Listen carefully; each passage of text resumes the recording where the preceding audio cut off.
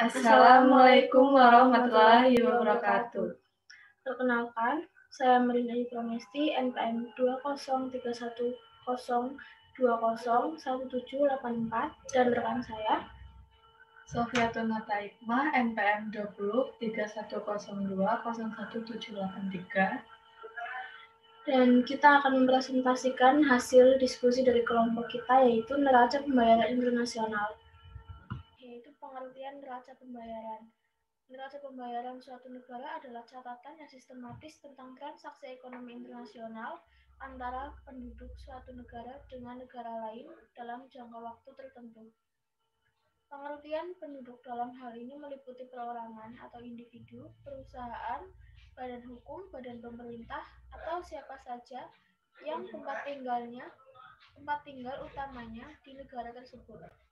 Yang termasuk dalam neraca perdagangan internasional hanyalah transaksi ekonomi internasional saja, berarti pertukaran nilai barang atau jasa ekonomi atau pengalihan kekayaan penduduk suatu negara ke negara lain. Neraca pembayaran harus dibedakan, yaitu kredit dan debit. Kredit adalah transaksi yang menimbulkan hak menerima pembayaran dari penduduk lain. Sementara sisi debit adalah transaksi yang menimbulkan kewajiban membayar kepada produk negara lain. Semua transaksi kredit masuk dalam neraca pembayaran dengan tanda positif, sedangkan transaksi debit masuk dengan tanda negatif. Neraca pembayaran merupakan ringkasan transaksi pada suatu negara tertentu atau warga negara domestik dan asing pada suatu periode tertentu. Neraca ini mencerminkan akuntansi dari transaksi internasional suatu negara pada suatu periode. Neraca ini mencatat transaksi usaha, individu maupun negara.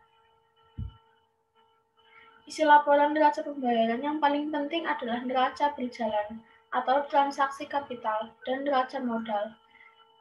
Membandingkan investasi ke luar negeri negatif atau debit dan investasi asing ke dalam negeri positif atau kredit dalam suatu periode tertentu. Nilai transaksi pendapatan modal pada dasarnya sangat berbeda dengan faktor-faktor yang mempengaruhi nilai transaksi perdagangan barang dan jasa. Maka untuk keperluan analisis, pos pendapatan modal kita lepaskan dari pos perdagangan dan kita tempatkan sebagai suatu pos yang berdiri sendiri. 1. Transaksi dagang. Dalam pos ini dicatat semua transaksi ekspor dan transaksi impor barang-barang dan jasa. Ekspor barang-barang dan ekspor jasa kita catat dalam pos perdagangan di sebelah kredit, sedangkan transaksi impor barang dan transaksi impor jasa-jasa kita catat dalam pos perdagangan di bagian debit. Transaksi perdagangan kita sebut visible trade apabila benda yang kita ekspor atau yang kita impor adalah benda ekonomi yang berwujud. Sedangkan apabila kita ekspor atau yang kita impor merupakan penuaian jasa, maka transaksi tersebut kita golongkan sebagai invisible trade atau transaksi jasa. Untuk kepentingan analisis sering-sering pengelompokan lebih lanjut terhadap transaksi-transaksi ekonomi internasional diperlukan. Pengelompokan lebih lanjut ke dalam pos-pos dasar seperti di bawah ini merupakan suatu cara pengelompokan yang banyak dijumpai dalam buku-buku teks dalam bidang ekonomi internasional. Pos-pos dasar tersebut meliputi 1. Transaksi dagang atau trade, 2. Barang-barang atau visible trade, 3. Jasa-jasa, invisible trade, 4. Pendapatan modal, income on investment, 5. Transaksi-transaksi unilateral atau unilateral transaction, 6. Penanaman modal langsung atau direct investment, 7. Hutang piutang jangka panjang atau long term loan, 8. Hutang piutang jangka pendek atau short term capital, 9. Sektor moneter atau monetary sector. 2. Pendapatan modal. Pos ini meliputi semua transaksi penerimaan pendapat yang berasal dari penanaman modal kita di luar negeri dan penerimaan pendapatan oleh penduduk negara lain yang merupakan akibat adanya modal asing yang tertanam dalam perekonomian kita. Pendapatan yang kita maksud di sini dapat berbentuk keuntungan, dividen, dan bunga. 3. Transaksi unilateral. Transaksi yang tergolong dalam transaksi unilateral antara lain ialah transaksi-transaksi hadiah, bantuan, dan transfer unilateral. Berbeda dengan transaksi jual beli, transaksi hadiah atau gift tidak mengakibatkan timbulnya kewajiban bagi si penerima barang untuk mengadakan pembayaran harganya kepada si penyerah barang tersebut.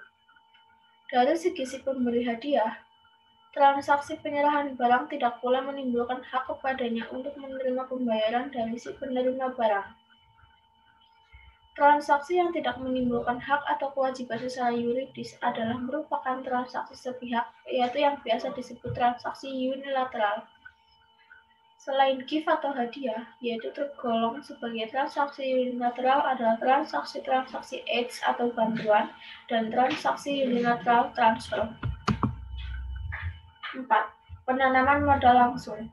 Dalam istilah neraca pembayaran internasional yang tergolong sebagai transaksi direct investment ialah transaksi jual beli saham dan perusahaan yang diadakan oleh penduduk negara yang satu dengan penduduk negara yang lain, dan penanaman modal langsung yang diadakan oleh penduduk suatu negara di negara lain. Bagi suatu negara, direct investment akan didebit kalau dalam tahun bersangkutan ada di antara penduduknya yang membeli saham dari penduduk negara lain, atau membeli perusahaan dari tangan penduduk negara lain, atau mendirikan perusahaan di negara lain. 5. Hutang piutang jangka panjang. Transaksi-transaksi yang terdapat pada pos ini meliputi semua transaksi kredit jangka panjang.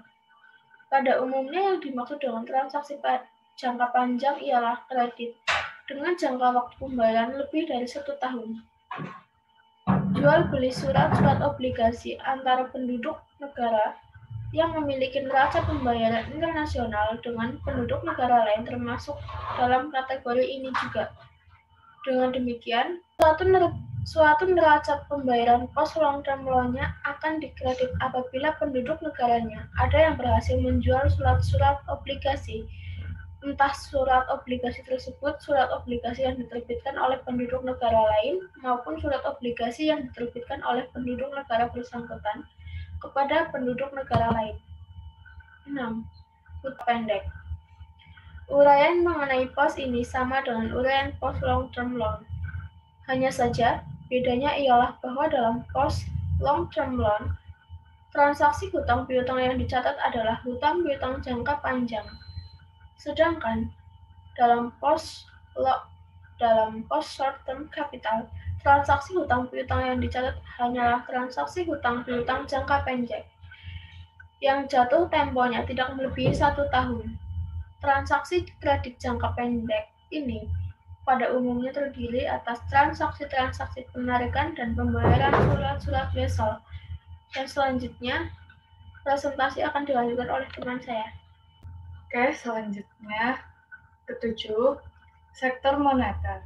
Seperti kita ketahui bahwa sektor moneter terdiri dari bank sentral, hubungan dengan IMF, kewajiban jangka pendek, mutasi cadangan devisa, mutasi cadangan emas moneter, dan bank devisa, kewajiban jangka pendek, mutasi cadangan devisa, transaksi-transaksi yang terjadi pada pos sektor moneter pada dasarnya merupakan transaksi-transaksi pembayaran, yaitu pembayaran terhadap transaksi-transaksi yang tercatat pada current account atau transaksi-transaksi perdagangan, pendapatan modal, dan transaksi unilateral.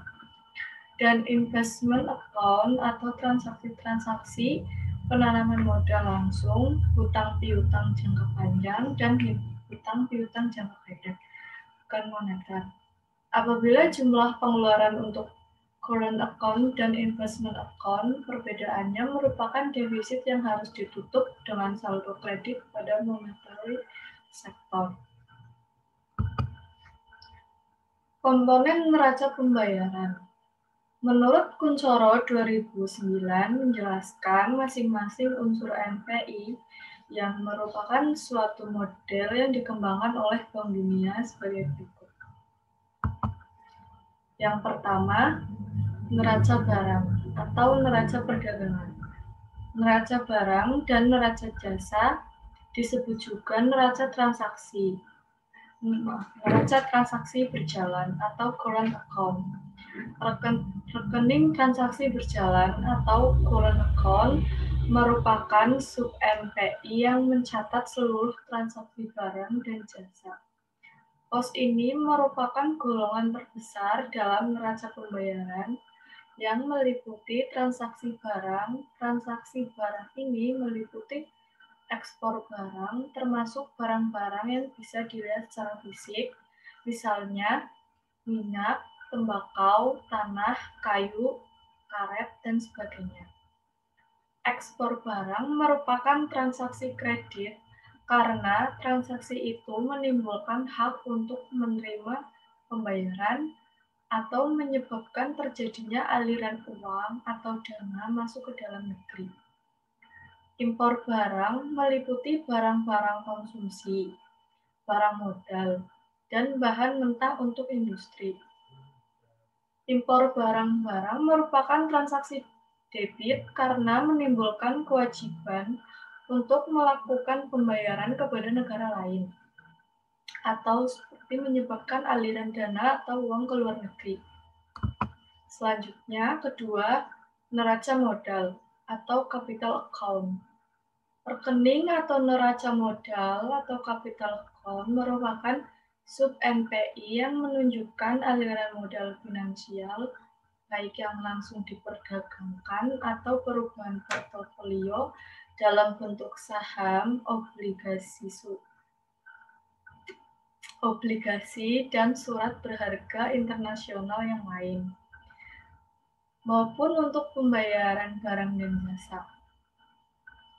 Dengan kata lain, rekening ini mencerminkan perubahan kepemilikan jangka panjang dari suatu negara, baik berupa investasi asing langsung maupun pembelian surat-surat berharga dengan jatuh tempo lebih dari 1 tahun. Dan kekayaan finansial jangka pendek, surat-surat berharga dengan jatuh tempo kurang dari. Transaksi barang dan jasa meliputi ekspor maupun impor barang dan jasa, disebut juga transaksi yang sedang berjalan. Ekspor barang dan jasa merupakan transaksi kredit karena menimbulkan hak untuk menerima pembayaran. Impor barang dan jasa merupakan transaksi debit karena menimbulkan kewajiban untuk melakukan pembayaran kepada penduduk di negara lain. Misalnya, surplus bila ekspor lebih besar impor, defisit bila ekspor lebih kecil impor. Transaksi modal. Yang termasuk transaksi modal yaitu transaksi modal jangka pendek meliputi kredit untuk perdagangan dari negara lain atau transaksi kredit perdagangan yang diberikan kepada penduduk negara lain. Deposito bank di luar negeri disebut transaksi debit. Deposito bank di dalam negeri milik penduduk negara lain disebut transaksi kredit. Pembelian surat berharga luar negeri jangka pendek disebut juga transaksi debit. Penjualan surat berharga dalam negeri jangka pendek kepada penduduk negara lain yaitu transaksi kredit. Kedua, transaksi modal jangka panjang meliputi investasi langsung ke luar negeri yaitu transaksi debit, investasi asing di dalam negeri yaitu transaksi kredit, pembelian surat-surat berharga jangka panjang milik penduduk negara lain yaitu transaksi debit, pembelian surat berharga jangka panjang diterima dari penduduk negara lain yaitu transaksi kredit, pinjaman jangka panjang yang diberikan kepada penduduk negara lain, transaksi debit, pinjaman jangka panjang yang diterima dari penduduk negara lain, transaksi kredit. Yang C, transaksi satu arah atau unilateral transfer. Transaksi satu arah adalah transaksi yang tidak menimbulkan kewajiban untuk melakukan pembayaran. Hadiah atau gift, transaksi debit, bantuan atau aid, transaksi kredit. Yang gede, selisih perhitungan atau errors and emissions. Rekening ini merupakan rekening penyeimbang apabila nilai transaksi kredit tidak persis, sama dengan transaksi debit. Ketiga, masalah dalam analisis neraca pembayaran. Sering mengabaikan saling hubungan antara transaksi internasional yang satu dengan yang lain sehingga ketidakseimbangan dalam neraca pembayaran diasosiasikan dengan satu transaksi saja tanpa melihat hubungan dengan yang lain. Surplus dalam transaksi yang sedang berjalan sering dianggap baik. Anggapan ini tidak selalu benar. Keputusan untuk memberi bantuan atau aid seharusnya lebih didasarkan pada kekuatan ekonomi negara secara keseluruhan, bukan atas dasar pertimbangan neraca perdagangan. Baik, terima kasih. Sekian presentasi dari saya dan rekan saya. Kurang lebihnya kita mohon maaf. Dan sekian. Wassalamualaikum warahmatullahi wabarakatuh.